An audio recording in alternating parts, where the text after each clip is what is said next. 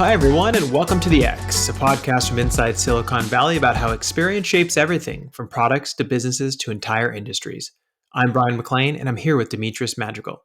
Today, we have quite a bit to discuss. Since our last episode, there have been some really big tech news, so let's just jump right into it. How you doing, Dee? Good morning.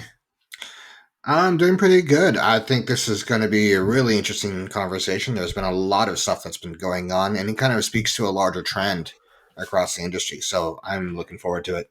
Yeah, before we get into that, you couldn't make it to last week's interview with Justin Graham, and I'm not sure if you had a chance to listen to it, but it ended up being a really great episode, super interesting, and he talked a lot about different topics such as working the drones when filming, to how to film on a jet ski when fishing in Hawaii, and it was super fun. So anyone out there who hasn't listened to that episode, go back and listen to that one. It was amazing. We had a really, really fun time.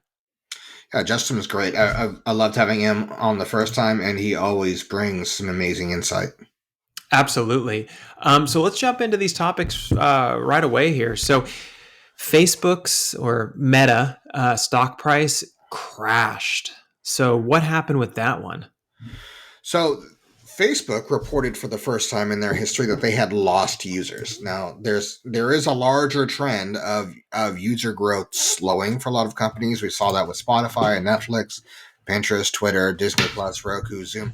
So the difference here though is that for everybody else the user growth was really high, and a lot of that was related to everybody being home from the pandemic and stuff, and things just slowed down. So that's fine. I mean, and that's to be expected as things start to change. But for Facebook, it went further than that. So they actually lost users on their main platform. Instagram also experienced some user user growth slowing, but Mm-hmm. I don't believe it was to the extent that Facebook is showing, where they're actually losing daily active users, monthly active users. Yeah, and this is something that you and I have talked about before, which was just kind of anecdotally hearing from a larger, kind of older audience, like almost mid audience, right? So a lot of older people still use Facebook, but a lot of the younger and mid are just kind of like, no thanks anymore, and been pulling off the platform. And I don't think you use it that much anymore. I don't have it Yeah. anymore. And I feel like we kind of already were seeing this unfold, but I mean, they had I think at their peak was a 25% drop in their stock price. I think I read that it was the largest single big cap company drop or something in the history of the index. And it's understandable. And honestly, I don't see them growing again until they essentially can achieve this huge, massive goal of being the leader in the metaverse. Well, yeah, I think another aspect to this is that well, people have just kind of lost interest in the Facebook platform. I don't go on it anymore, and that's not necessarily because I'm trying to send a message or anything like that. It's just not a pleasant experience anymore. It's just you go Yeah. on there, and there's so much toxicity and anger and yelling and all that kind of stuff that I've largely, I think I've said this before, I've curated it now so that I almost exclusively just see like pet photos and videos, just like cats and dogs and turtles or whatever else, because that's the only thing that I can find any kind of enjoyment out of that platform. I don't think they can fix that. I think this is kind of like if you look at like the PE ratio, the price to earnings ratio for Facebook following the drop, it's at 16.5 right around. The market average is around 14. So they Mhm. basically went from being this kind of meme stock where they were trading on their brand value, the stock itself was trading on the brand value, to being valued like any other normal company that is not basically helped by that brand value. So I think that like they're now kind of properly priced, and I don't see it changing. Usually, when a brand kind of takes a hit like this, Uh-huh. I don't see them recovering a great deal. They're they're it makes sense that they're going hard on metaverse. I have a lot of doubt about their ability to accomplish that. I don't think that they understand gaming. I don't necessarily feel like they understand metaverse that well. And the fact that they're going so so hard on VR in order to accomplish this. I like honestly, I don't want to put on a VR headset for longer than like 20 minutes or so. Yeah, And I don't have a lot of the issues that a lot of other people have, like simulator sickness and things like that. yeah. One thing I will say is that I did try out the latest Oculus about 2 months ago. It was really fun. I had a really good time using it. Um, it it feels extremely exciting and fun, but it feels very far off. And the feeling that I get from all of this is they're hanging kind of their future on this metaverse, but yet it doesn't feel like they're the right company to do it, right? No. And early on, so many companies got into this. I mean, I remember in the mid 2000s. I mean, there was like Sony and Microsoft. Everyone was continuing to try and push the metaverse Hmm. and trying to push these VR headsets and these different glasses. I remember seeing them at CES. There's tons of companies kind of in this space, and ultimately Oculus seemed to be doing the best job at the time, but it's not there. It's not there yet. And I think I heard that they're spending like 10 plus $billion or something to try to Hmm. get this platform really off the ground and everything. And they're hanging their whole future on this one thing, right? Where if you look at someone like Google, right, they have search, they have the ad business, they're in cars, they're in so many different large cap spaces that like if one of them fails, they kind of go, okay, well, we'll just keep pushing forward and see what we can do. In this case, it just feels like what happens if they fail at this? Then all they have left is what Instagram and WhatsApp, one communication app, and one of them that's for browsing pictures and stuff. So what I'm saying is that like putting your money into this seems very very risky right now because we just don't know how all this stuff is going to unfold. No, I don't think so. And I think, like I said before, I think they're properly priced for right now. And this is one of the issues with kind of pricing a stock based on assumed future growth is that if in order to break even, they kind of have to deliver on that. Otherwise, you're kind of out. And Yeah. I think that we call it a crash, but it's kind of acting more like a correction. It's like after the crash, it's again, I think it's properly priced. But you said something that I thought it was interesting because I think you might have missed this little bit of news. But you called it Oculus. Yeah. They've actually renamed it, so now it's not called Oculus Quest. It's called Meta Quest. Oh wow. Okay. Yeah, I it didn't happened a even while catch ago. that. Yeah. Yeah, which I saw that and I was like, well, my reaction was one, like if you were one of these people who actually worked on Oculus before the acquisition, if you were a founder of Oculus, if you were somebody who helped develop the technology, if you're Palmer Luckey out there, and they just ditched your name, that's kind of rough. And then I don't know why they would. I, I can understand why they did that, but it doesn't also make sense because Oculus, I think, had a better established and probably had a better brand perception than Meta, Hmm. especially because Meta doesn't necessarily didn't necessarily have a lot of brand perception before making this, and the extent that they did, it was just honestly a lot of people just treated it as this is Facebook's latest crash cash grab. Yeah. So I thought it was a mistake to do that. Well, I will say that I'm not against the idea. Like, I don't want to be totally down on everything that they're doing.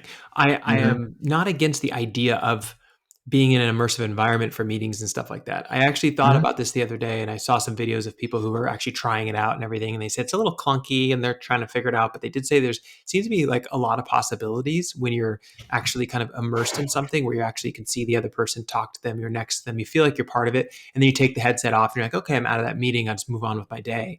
Right. So I kind of feel like that idea is not necessarily a bad idea. I think that Hmm. there's legs around it. Like for the longest time, there's been this talk about how do you create a virtual environment associated with going to conferences. This started in like the late 90s. Yeah. I heard people talk about this. And the idea is like instead of asking 180,000 people to fly to Las Vegas and walk around exhausted and tired all day long and looking at products, can you make a virtual version of that where everyone puts their headset on and then you can walk around, go to the booth, talk to people? It's live streaming like the communication, just like you're there, but you're at home, and then when you're done, you just walk away. You don't have to travel. And I do think that there's room for that. It's just that they just don't, in my opinion, from a UX perspective, they don't feel like the right company to achieve that goal.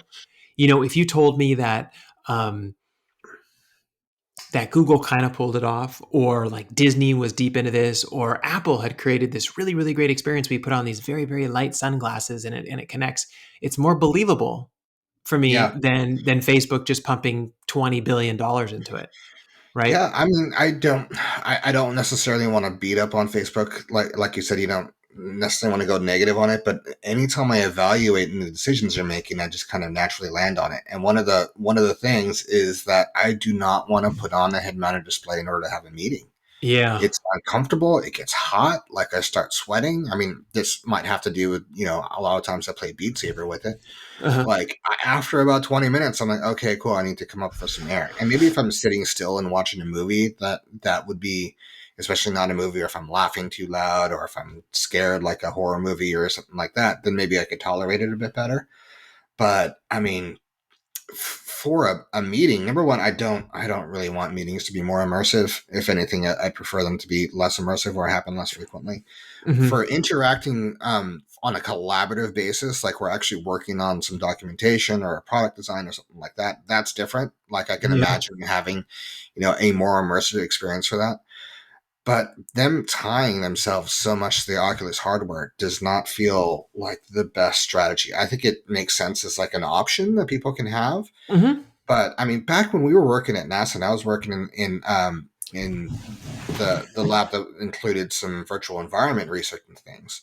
We had head mounted displays. There was a small cave system, things like that. But a lot of like my lit review stuff was around just normal screen based virtual environments. Like we were looking at how people were acting in MMOs, like World of Warcraft or Final Fantasy 11 or EverQuest and things like that. From their perspective, especially for a first person game, that would be, they considered it a virtual environment. So I feel like that might be an important option for any kind of sustained metaverse. Absolutely. And also very specific scenarios like you pointed out, right? Hmm. So, like I heard the other day that there was this really great success of using kind of a virtual environment in one country and being able to perform a small surgery in another country. So Hmm. this specialist can go in, put the headset on, put the gloves on, and actually perform a surgery where the robot itself is actually stitching up the person or doing whatever it is, and they're in a completely different country. Like I feel like there's some really cool applications where it would apply, but in those, those are applications where you can't fail, it can't crash, it can't do any of that kind of stuff. So they're designed to be in a closed system.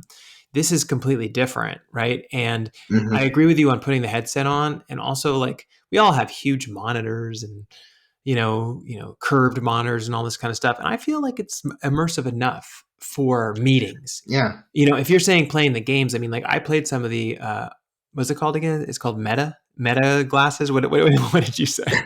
The the formula the headset formerly known as Oculus. Yeah, It's headset called formula. yeah, they've just renamed Oculus as Meta. So Oculus Quest headsets Or now are now MetaQuest. called MetaQuest. Okay, so I had a MetaQuest headset on, and the games that I was playing were super cool. It was super fun. Yeah. One was rock climbing and stuff like that, and that was really interesting. And I really felt like I was there. And I can imagine if you fast forwarded 5 or 10 years and the latency on it was completely removed, and Yeah. it literally felt like you were in that world, how you could have some really cool experiences. But I don't know that Facebook can sit around for the next decade and spend billions and billions of dollars and assume that they're going to win in this space by just investing money over that period of time. I feel like they have to have some wins very quickly, Yeah. and especially shareholders, are going to look for wins that are happening over the next 12 to 14 months. Yeah, and I think one of the things when I'm evaluating a gaming platform in particular, right? So like a gaming console or something like that, I look at what the relationship is between the hardware creator, so Hmm. Sony, Nintendo, Microsoft, and the games that are actually being developed and published. And Nintendo and Sony have always been a little bit more involved than like a Microsoft, and they've definitely been way more involved than like a Facebook in the actual game development. And so that makes me wonder to what extent they can design and deliver hardware that can really deliver or on these experiences in a way that is more advanced than their competitors, or can lead the way, or any of those things. And it's still, I kind of get back to like, not everything needs to be immersive. There are times and there are instances in which you want to get immersive and as immersive as possible. But if you look at the general trend of human behavior, right, we all have the opportunity of going between, like, for example, a phone call or a Hmm. video call or a text message. And I feel like for most people, the vast majority of communication, when we have those options available to us, we can choose from any of those three. We're tending to go more frequently with the text message, and the other forms of communication are more kind of special purpose. So when all I see most of society drifting in that direction, it feels a little kind of contrary to maybe what the users want, to now say, okay, well, you're going to be doing a lot more immersively, whether you kind of want it or not. True. Yeah, kind of like trying to force this experience on everybody, and it doesn't work for everybody. There's so many Mhm. companies out there, and a lot of them are not going to adopt this. And that's where I think the rubber meets the road, is like, are you going to be able to convince that many companies to do immersive experiences and pay? And also, the one thing that you talked about last time that we brought this up on the podcast, do people trust to have all of their personal or private corporate conversations going through the Facebook servers? Yeah. And I can give people homework if they doubt me on this. Like, go into a Discord channel or a server, anywhere where you have a bunch of a bunch of people who share some kind of interest, whether it's about a game or other form of interest, and just start inviting people to voice chat. Invite people into a more immersive experience. Just pick somebody at random and be like, "Hey, let's voice chat," and kind of see how people react. I don't. People generally, I think, will find that uncomfortable. Yeah, it is kind of uncomfortable, and I've experienced it too, and especially when people kind of are talking over each other, and then you can't hear everything. And I actually had that problem with Twitter Spaces. I went on to a Hmm. couple different of those experiences, and I was just trying to listen, and I was trying to track who was talking and stuff. It's a challenging problem. There's actually lots of things that have to be worked out, especially from a UX perspective, to make it a seamless experience for people who are, conducting business and stuff over this. So we'll see. I mean, it'll be an interesting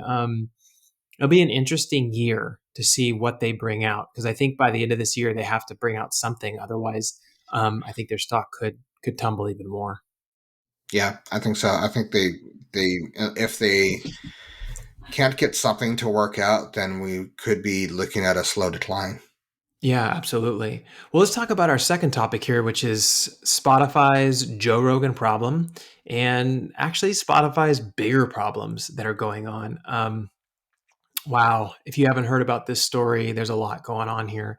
Um, so basically, a bunch of artists had said that they were going to remove their content from Spotify because of Joe Rogan's podcast, which has had issues with discussions of COVID and vaccines and misinformation. And then more recently, there was some videos that came out that showed him using inappropriate language on the podcast regarding other ethnicities. We're not going to get deeply into that. And a lot of apology videos, and just, it is just crazy for Spotify right now. And ultimately, I don't think that shareholders, I don't think that users like this.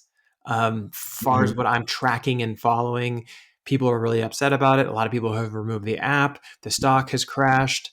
Um, and as you mentioned, Demetrius, in the notes that you had presented to me earlier, it looks like they're committing more to podcasting over music, even though their original platform was designed around musicians. Yeah. What are your thoughts on all this? So I think that the stock tanking, or tanking might be too strong a word. The stock reducing in price is also related to kind of what we mentioned before. There's slowing user growth numbers, so that I think is to some extent largely driving that. Um, then you had the artist backlash, and I think, and obviously that was famously led by Neil Young. So just kind of evaluating the situation, I feel as though Joe Rogan, who at a certain point in time you might have looked at as, okay, this is a much more neutral figure, Hmm. and sometime over the past year or two, he seemed to start kind of catering his content more towards one side of, I don't hate I hate to use the word side because I don't want to imply too much of divisiveness, but um, towards a certain audience, and by doing so, I feel like it kind of by nature alienates the rest of the audience. Now, Sure. unfortunately, part of what he alienates is the people who are artists who are on the platform, and these are artists who are already making less per play than competing services, including Apple and YouTube Music and everybody else. Everybody else pays more on royalties than Spotify does. So it, from that perspective, I think it was an easy way for Joe Rogan to reach a certain audience because he's kind of target marketing to them and growing his user base, but at the same time, he's kind of committing to them. And if you're trying to go really, and Spotify definitely is trying to go very mainstream, then you're kind of forcing them towards a niche. So Spotify now has to address this and deal with it. Yeah, and ultimately, it kind of looks like financially, Spotify needs him, They do. and he they Spotify is an interesting platform because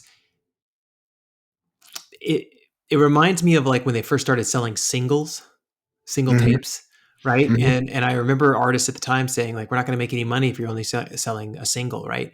And then suddenly when the iPod came out, right, it's Steve Jobs at Apple was like, I want to start allowing people to buy singles, and it really shook up the whole entire industry. And these platforms are challenging because you have a lot of payments going out, which means you have to have a huge user base.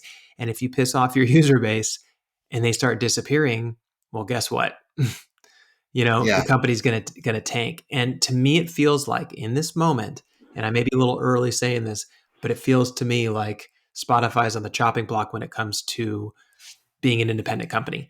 I can see Spotify selling its company and its platform to a really, really big competitor like Amazon or something like that, and then them going in there and just chopping all the content out that they don't like, that they feel is inappropriate, disrespectful to others, what have you, and just holding on to that user base and then trying to beef up um, the app experience.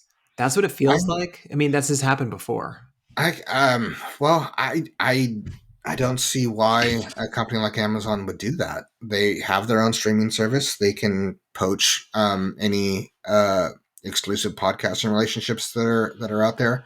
There aren't really exclusive music relationships that I'm aware of.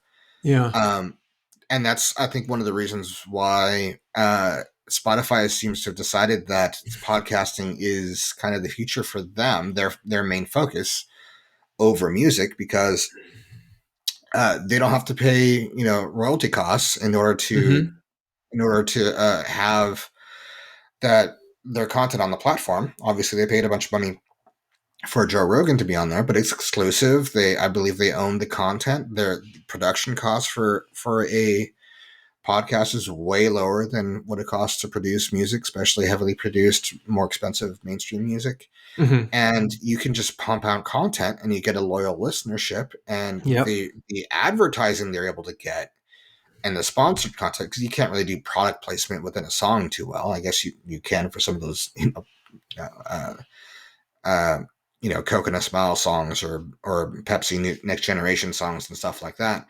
But like on a normal song, you aren't going to get a lot of product placement, which you can do within a podcast. You can have sponsored content. And I was reading that if somebody wants to advertise with Joe Rogan, it's a minimum $1 million ad spend, Yep. and you have to commit to advertising on other aspects of the Spotify platform. So he's a cash cow for them. Oh yeah, definitely. I mean, the business was set up around this, and I remember, God, it's it, this reminds me a little bit of the shock jock Howard Stern days, Yeah, it because does. I feel like when Howard Stern went over to Sirius XM, I remember people talking about this and saying like, okay, so now Sirius is basically built around Howard Stern. So he better keep renewing his contracts every year because Mhm. there's nobody else. I mean, there's some popular shows that are on there now, a few of them, but nothing that even gets close to that, right? And Yeah. so you look at it and you go, you don't want to build your platform around one No. content producer, right? That creates problems for you. It's one of those things where you want to have 10 or 15 of them, right? So if one of them leaves, you're kind of like, oh, big deal, right?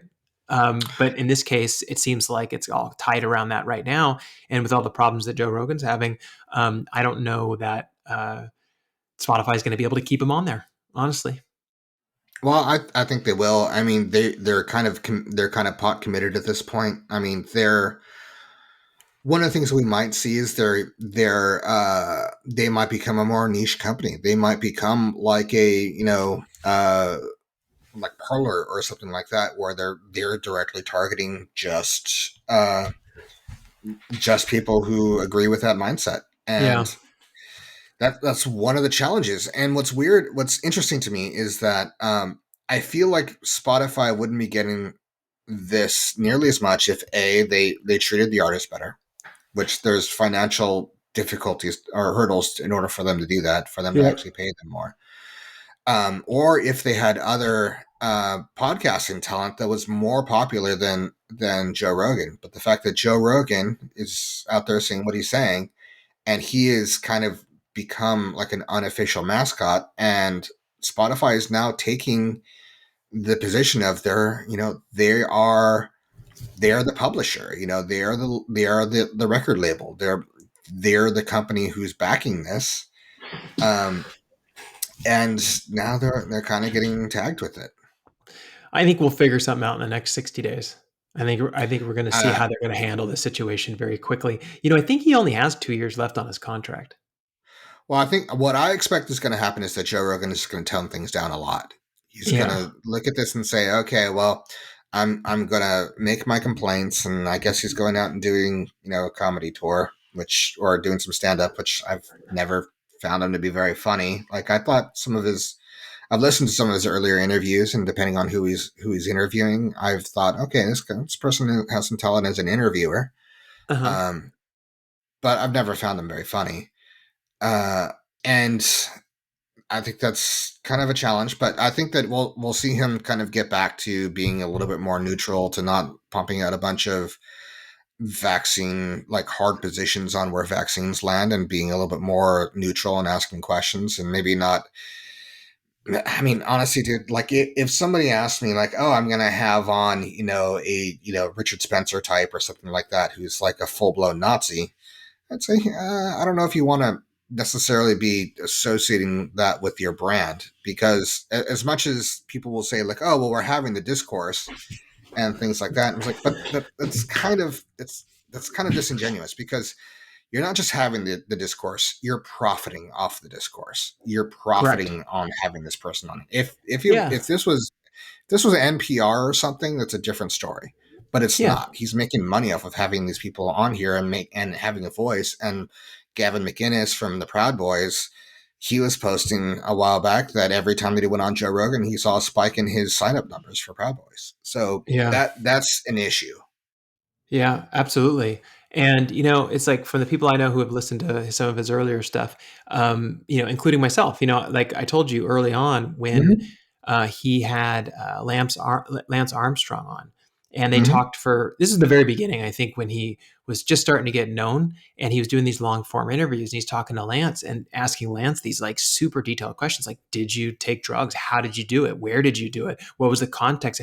Like questions that no one else had really ever asked, or maybe they weren't even willing to answer. I have no idea. But Mm-hmm. anyways, these 3.5 hour interviews, and you go in going, oh my gosh, I can't believe he got all this information out of these people.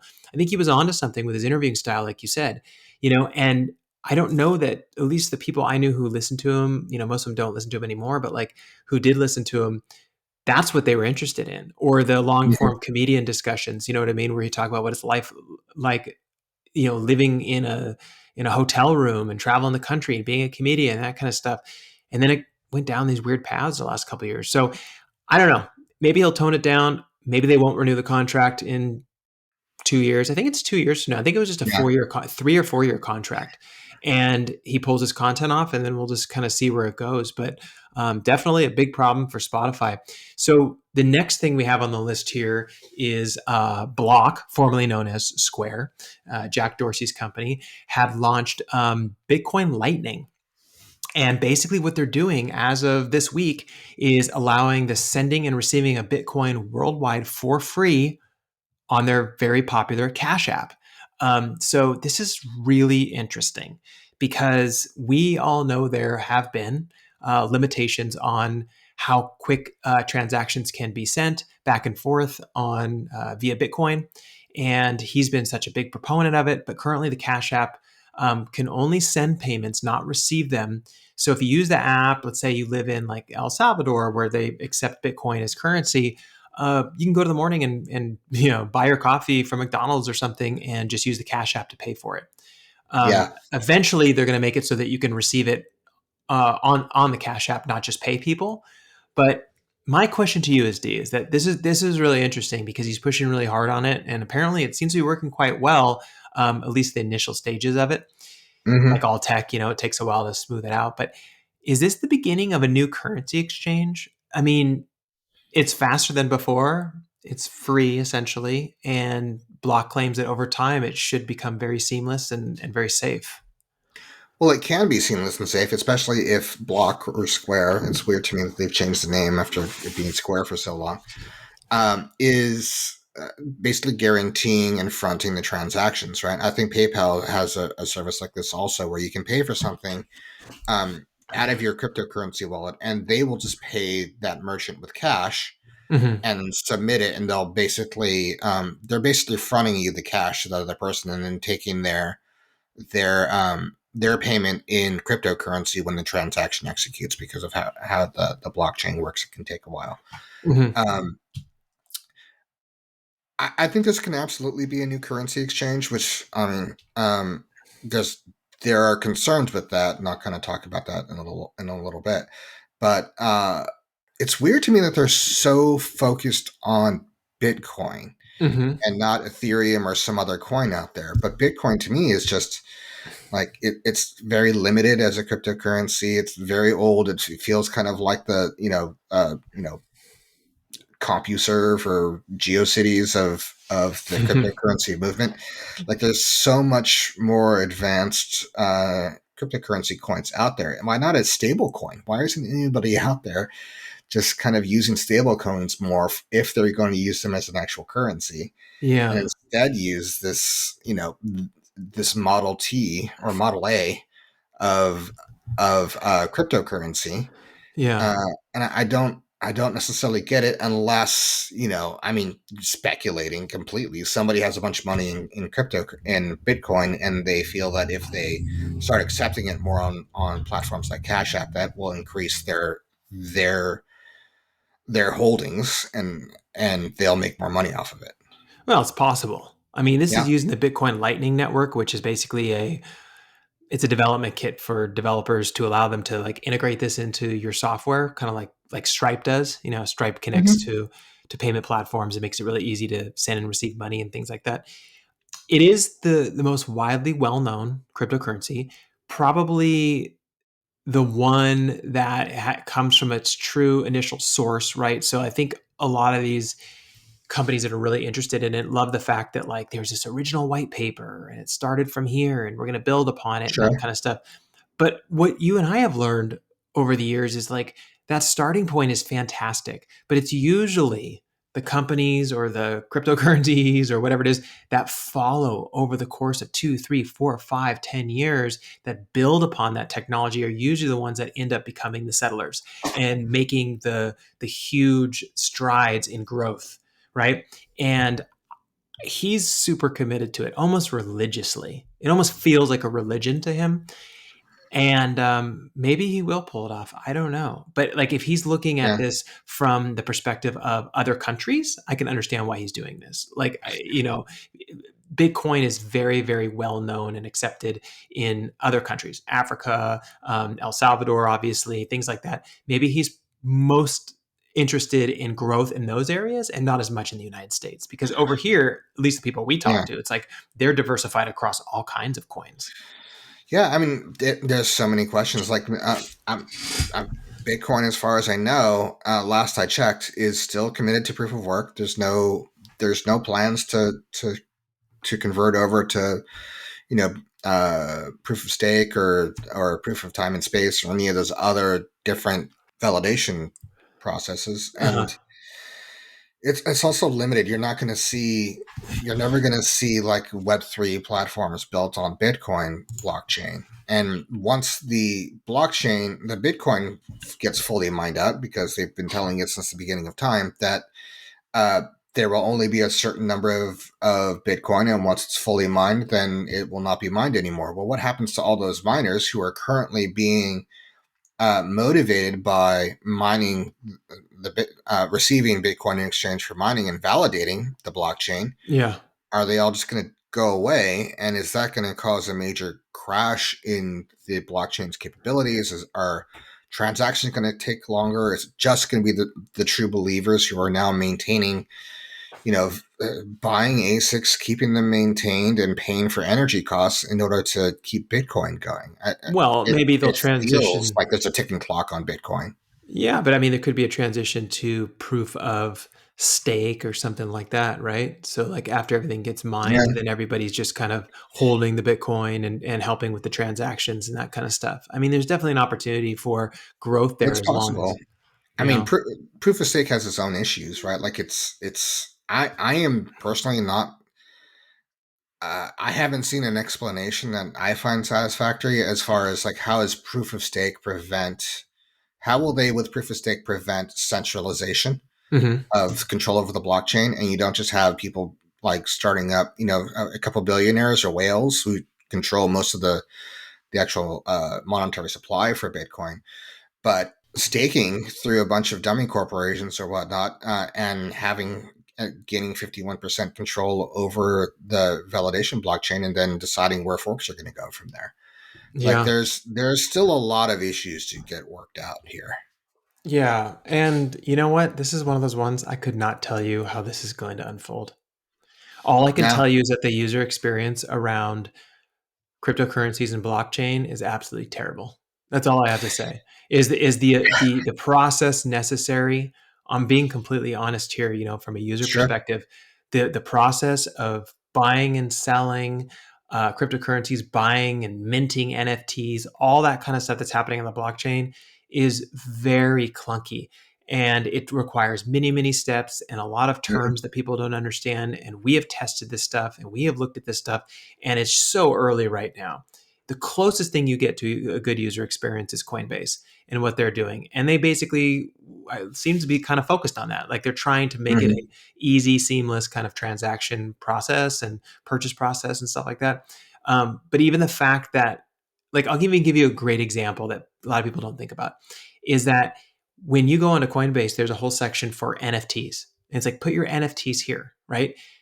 But then when you go to other platforms, they all say, put your NFTs here. And you go, okay, so what does that mean? Like, am I just linking the blockchain to, I mean, the actual token of my NFT to this app so that I could see the things that I purchased from the blockchain? Or does it mean that now they're kind of connected only there and I won't see them other places? There are Yeah. so many questions that pop into the minds of consumers when we sit down with them and we try to have them look over this stuff, that it needs to be worked out from a UX perspective. And we need to hide a lot of this back end technology stuff, It's true. just like we did late in the 90s when people started making, normal looking websites instead of all these crazy numbers everywhere and learning how to write HTML. I mean, all this stuff didn't really mean anything to the average user. What Hmm. mattered to them was getting the information that they needed quickly and easily, right?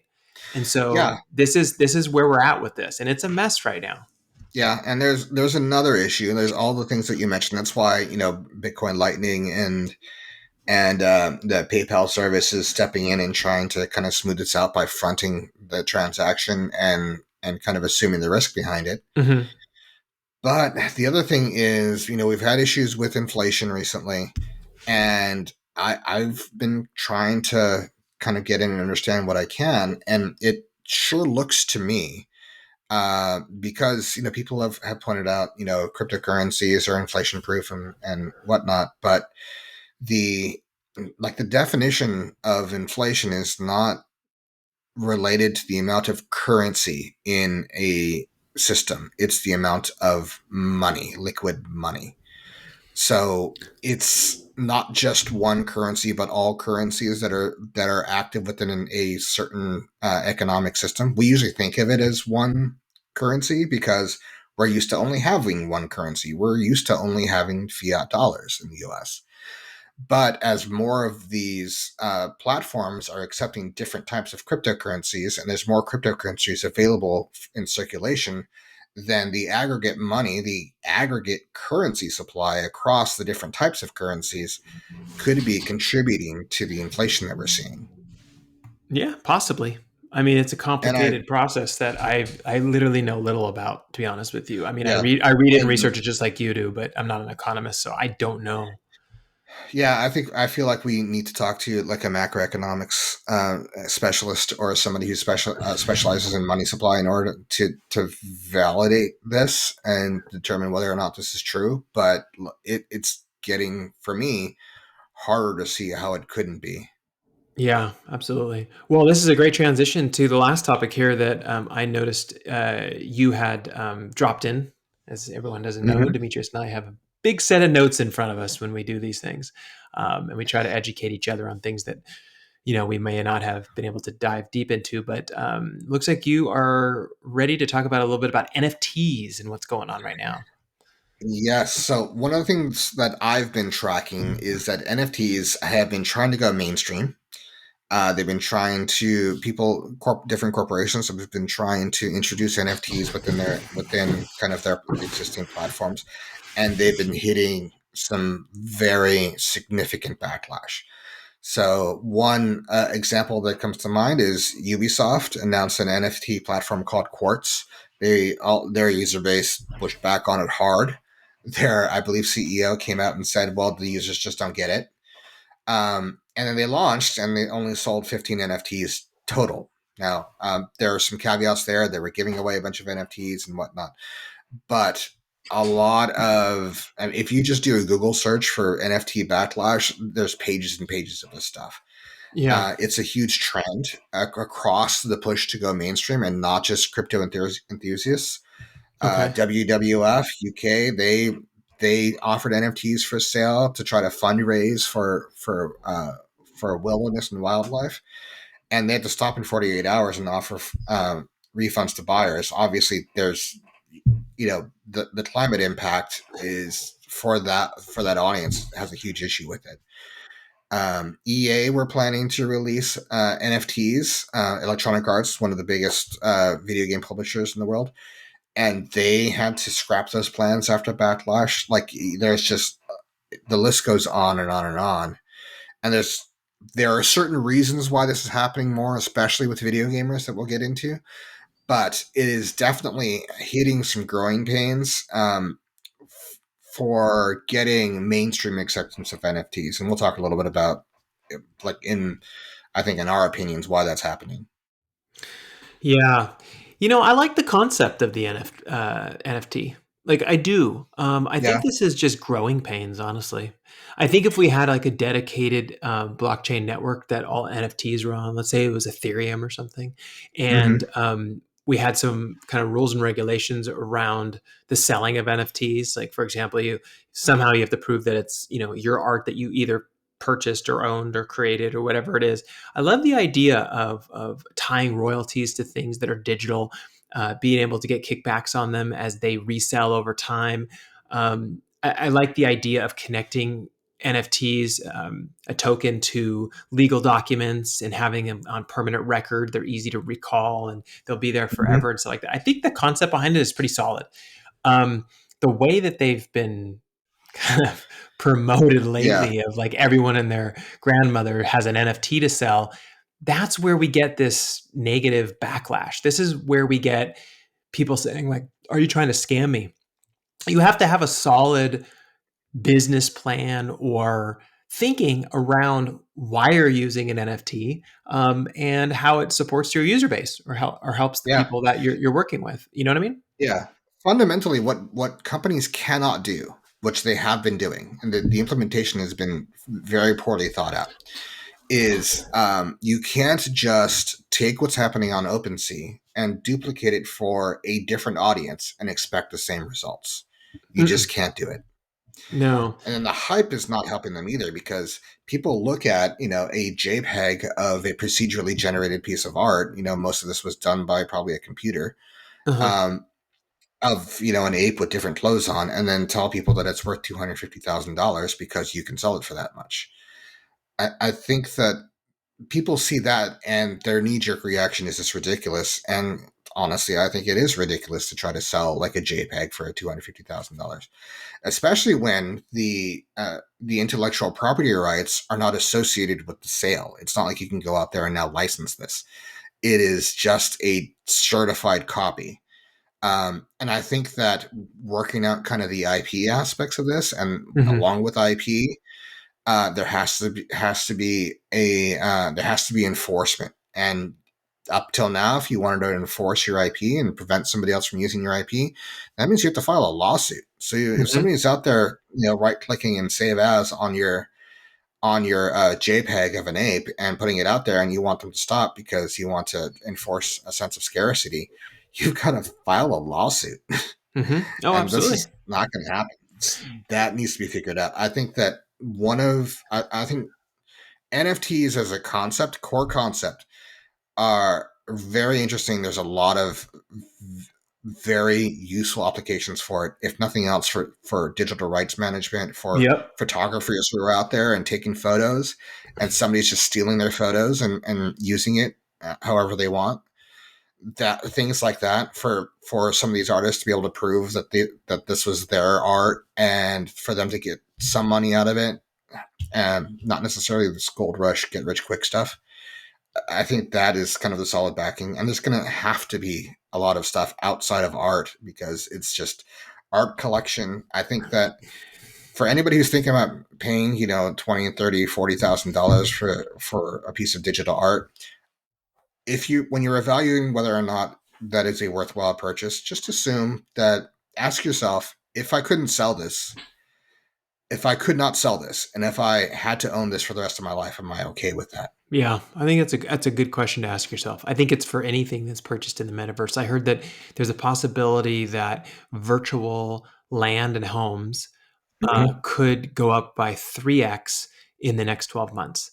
And I Yeah. thought to myself, if you're willing to be okay with losing that money, almost like going to the casino, right? And you're like, I Mm-hmm. want to take a gamble. I want to take a chance on this. I just want to have a good time doing it. I want to own this land. It's going to be really fun. And you're okay with the $30,000, $40,000, $50,000 potential loss.